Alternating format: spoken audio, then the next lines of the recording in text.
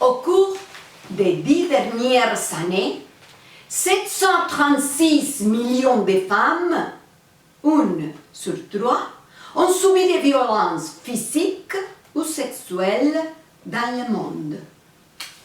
Les statistiques sont choquantes. Mon histoire est très illustrative. Je m'appelle Lisbeth Salander et je suis une survivante.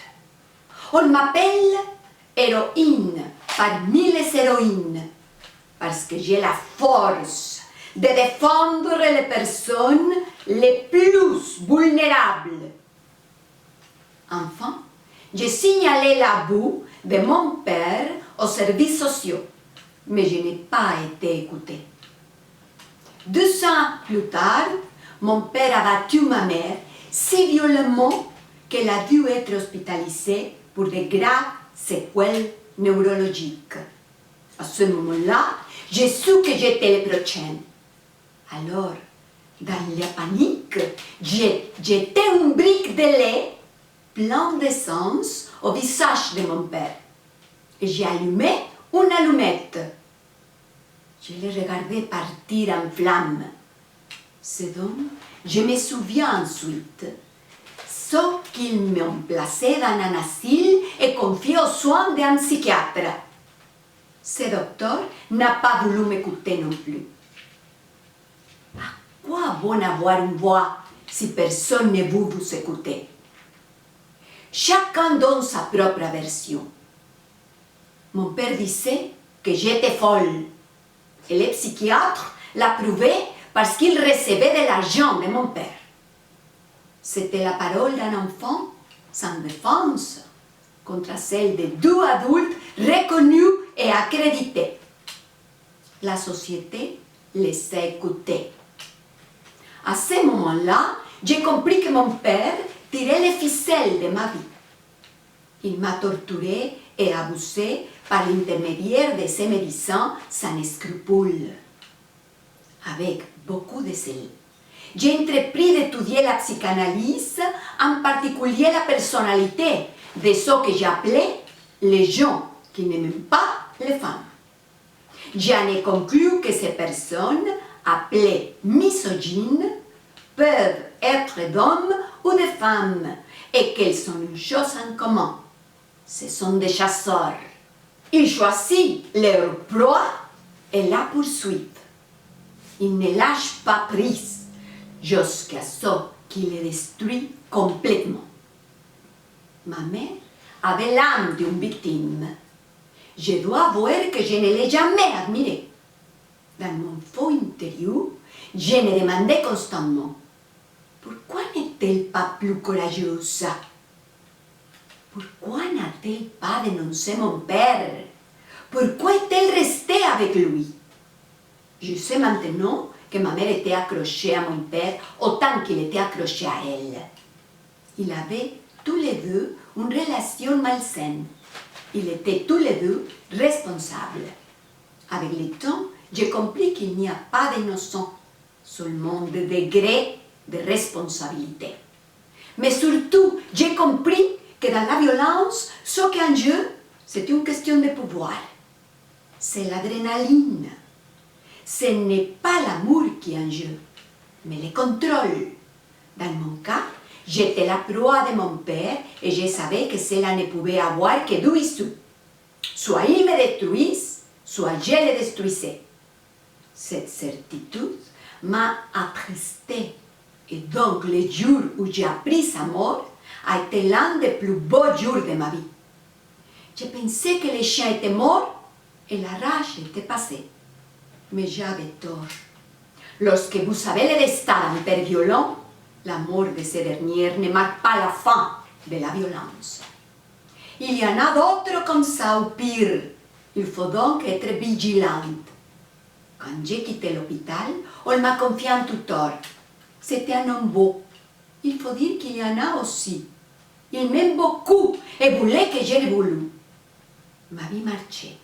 J'avais un travail et j'étais heureuse. Mais il y a eu une maladie et j'ai eu un autre. Cette fois, je n'ai pas eu cette chance.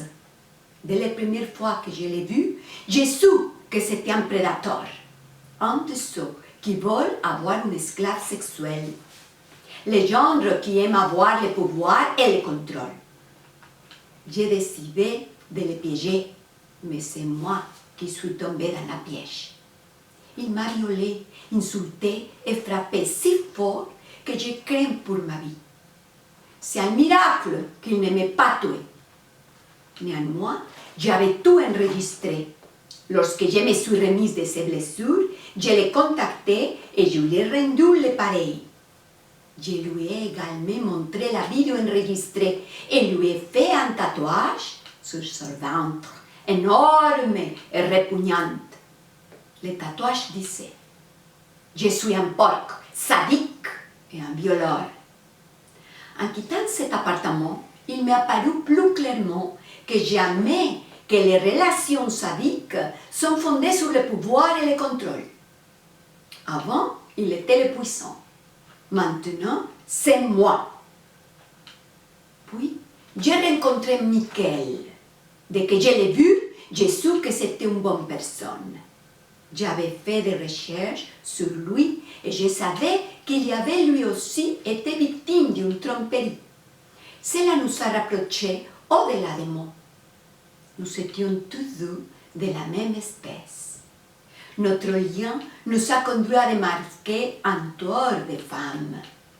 Michael m'a présenté sa sœur, Annika, une femme courageuse comme peu d'autres. Grâce à elle, j'ai pu m'en sortir avec la triple meurtre dont j'étais accusée. Au cours de mon existence, douloureuse et compliquée, je peux dire que j'ai appris beaucoup de choses. J'ai appris à reconnaître les prédateurs. Ils ne me trompent plus. Je les reconnais même de loin. J'ai appris que la douleur peut être un grand moteur de désir et de force.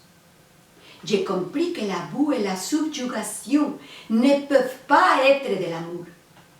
Mais l'une des choses les plus importantes que j'ai apprises m'a été enseignée par les oiseaux, Mojo Bracatus. Cette histoire m'a été racontée par mon premier tuteur, que j'ai considéré comme une sorte de père. Il s'agit d'un bel oiseau qui chantait pour appeler quelqu'un de son espèce. Des jours, des mois et des années ont passé et il n'a reçu aucune réponse. Néanmoins, le oiseau a continué à chanter, espérant trouver quelqu'un qui chanterait la même chanson que lui. Quelqu'un qui pouvait entendre les codes, les signes sonores de son langage. Mais personne n'a répondu. Tous les oiseaux de son espèce étaient éteints. Il était le dernier et il n'y avait personne comme lui. Il était seul. Je me souviens qu'en écoutant cette triste histoire de l'oiseau désolé, je n'ai pu retenir mes larmes. Mais ce sont les dernières larmes que j'ai versées de toute ma vie, parce que cette histoire m'a donné la force d'une réflexion qui est devenue la devise de ma vie. Pour survivre, il faut trouver des gens qui écoutent notre chanson, même si elles sont peu nombreuses, même si elles sont presque à temps. Je m'appelle Lisbeth Salander et je suis ici pour vous dire que j'appartiens à un groupe de personnes qui peuvent vous écouter. Vous ne devez pas ressentir la désolation comme ces oiseaux dans l'histoire. Si vous aussi, vous luttez contre la violence, le mal et la trahison, alors vous avez votre place dans notre groupe. Merci beaucoup.